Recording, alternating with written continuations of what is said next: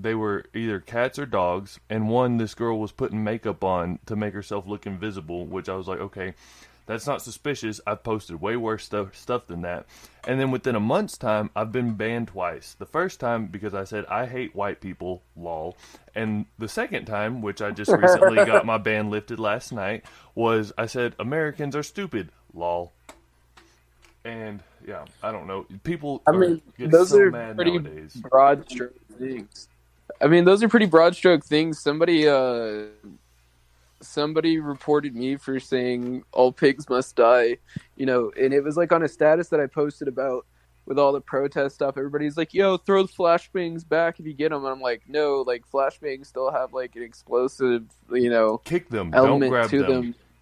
Yeah, like so I was, being in the army, I was just like, okay, like this sounds so fucking corny, but like the react to fire drills and like how to handle situations of people either shooting at you or throwing shit at you and all that stuff. Um, Everything that was like being circulated on Facebook for like safety and riot like related stuff was completely wrong, and it was just like stupid statements people were making for like clout sake, Oh yeah. And like me and my Marine buddy Parker both posted very like lengthy statuses about like how to handle being shot at, what to use for like first aid like improvisations, how to like handle if somebody does throw tear gas at you, how to handle it, because you can't touch a tear gas grenade either because they have a pyrotechnic device in it that primes it and lets it get hot so the gas disperse, and all that. So it was just, I don't know. I'm not trying to, what would you call it? Like promote revolution or fighting the law, but yeah, I'm not against it either.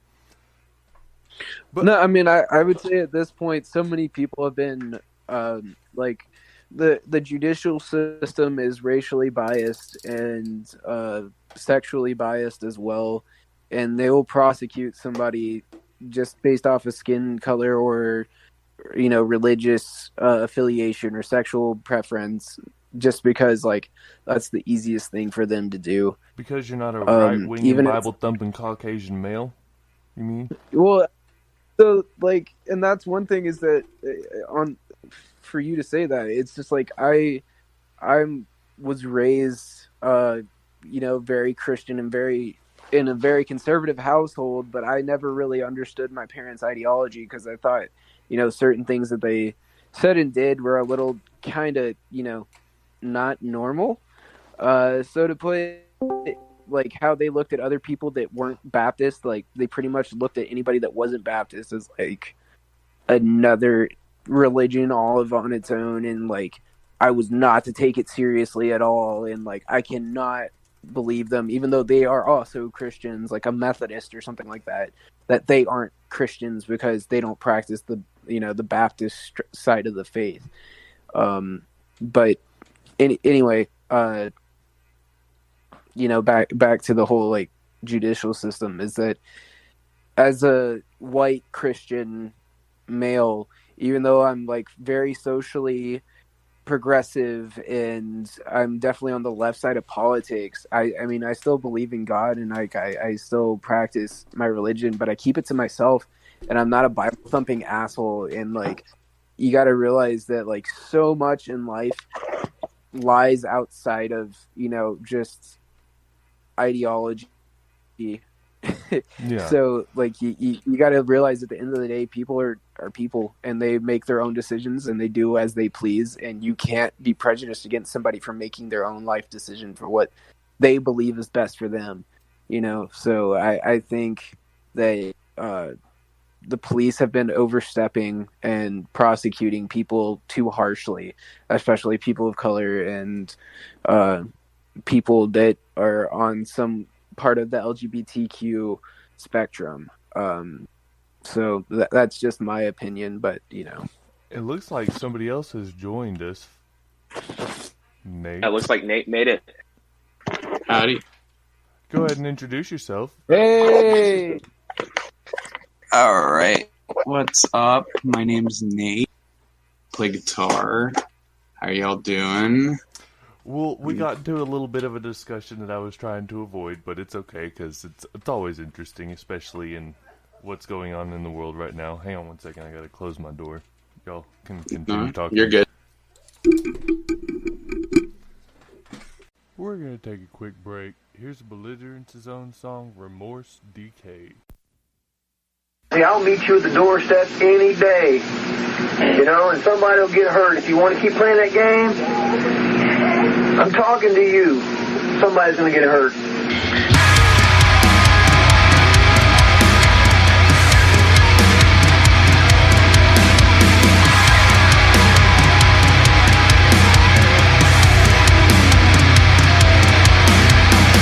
You took something from me. Dare I say what it is? You took something from me.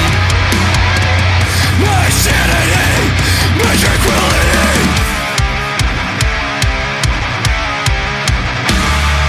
You fucking coward. You can't live with it. So I had to. You fucking coward! How dare you? You took my life! A life worth sharing! And what am I left with? Just a shell! I can't live, I can't breathe. You claim to care, you said you'd be there, but not in this way. This isn't fucking fair. But, hey, God will have to sort that out, won't he?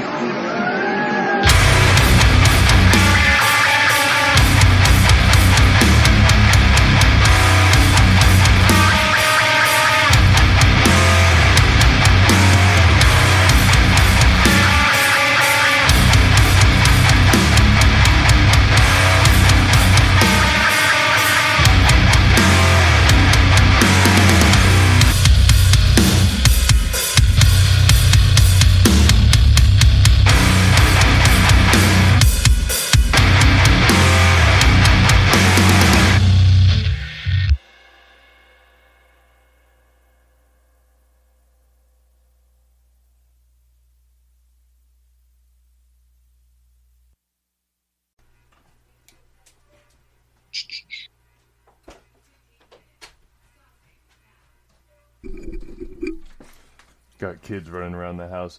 But talking about the protests, I live in small town West Texas, which is very deep in the Bible Belt. So they tried to get a protest going on here, meet up at the one Walmart in town, and one person showed up. But y'all live in a very big part, or a very big town. Has there been riots or anything? I mean, Matt went to the Austin protest, and I mean, there was riots and all sorts of shit. But like, me and Nate live like in like the Hutto, Pflugerville kind of cusp area, which is kind of like a train / farm town. And on the way to Nate's house for recording last weekend, there was actually a protest, and there was probably about 30 or 40 people outside the fire department of all places. But you know, there was like 30 to 40 people out there. And, you know, even for like a little small kind of bumblefuck train town, I thought it was really cool that, you know, 30 to 40 people were willing to, you know, put on masks and wear all black and hold up, you know, BLM and, you know, all these other great cause signs out in front of, you know, a fire station. So, but I don't know, Matt could definitely attest to some of the shit that he saw out there. So I'll let Matt talk on that. Yeah. I've been out to a few protests in around like Austin Police Department headquarters, the Capitol, and yeah, just generally like marching around downtown. I know. I think it was it like last weekend that some of the stuff went down where like the two people got shot in the head with quote less than lethal ammunitions and got seriously injured. I was at one of those, but I left, I think probably like 30 minutes before the cops started like shooting and gassing everyone. But I think after last weekend, it's like it's been mostly peaceful. I mean, it hasn't, it hasn't been anything like we've seen in, some of the other cities around the country with, I know Atlanta, kind of like, got a bit crazy last night, understandably. And, I mean, I think overall the Austin protests that I've seen have been mostly peaceful, and the numbers are starting to dwindle off a little bit, maybe, unfortunately, but, hopefully they keep going. They seem to be getting bored like they did with coronavirus. I mean, I don't know. 2020 has been such a crazy year. Every single month there's been some drastic, what do you call it, disaster or something that has been going to affect us, like murder hornets or Australian wildfires. Fucking Kobe Bryant died, coronavirus. Like, I could go on and on, Now that 2020 it's definitely been the wildest year in recent memory, like no question. Yeah, I mean, last year, 2019 was probably like one of the worst years of my life. But but 2020, even despite all of this crazy shit going on, like I've just had a lot of time to like, because of everything, I've had a lot of time to reflect and refocus on a lot of the stuff that like does either bother me or stuff that I need to focus on for self benefit, mental health. I guess. Like, yeah, especially mental health stuff. Like I was definitely able to step away from Facebook for like a good like week and some change. I don't. I have an Instagram, but I mainly use it for like my Vine page, like stuff like that. So yeah. Have y'all's venues started opening back up yet? The only one that's opened up that I've seen is Come and Take It, and that's like literally like a 30-second walk from Matt's house. But that's the only one that I've seen open. Everywhere is still closed. Yeah, I haven't really seen any shows or a lot of shows yet. Well, actually, I know Come and Take It have announced some shows. I don't know if they've actually had any yet, but there was something going on there yesterday. The parking lot was filled with like motorcycles and bikers and stuff. So I don't know what that was, but yeah, some of them have started opening back up.